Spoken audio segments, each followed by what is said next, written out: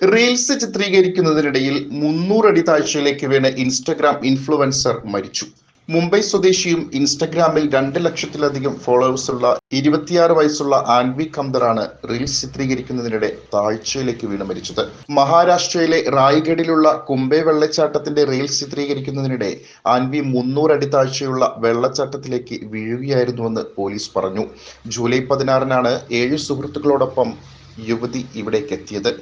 Reel ചിത്രീകരിക്കുന്നതിനിടെ കാൽ തെന്നി മലയിടുക്കിലേക്ക് വീഴുകയായിരുന്നു. സംഭവം അറിഞ്ഞെത്തിയ രക്ഷാപ്രവർത്തകർ 6 മണിക്കൂർ നീണ്ട പരിശ്രമത്തിനൊടുവിലാണ് ആൻവിയെ പുറത്തെത്തിച്ചത്. അടുത്തുള്ള ആശുപത്രിയിൽ എത്തിച്ചെങ്കിലും മരണം സംഭവിക്കുകയായിരുന്നു.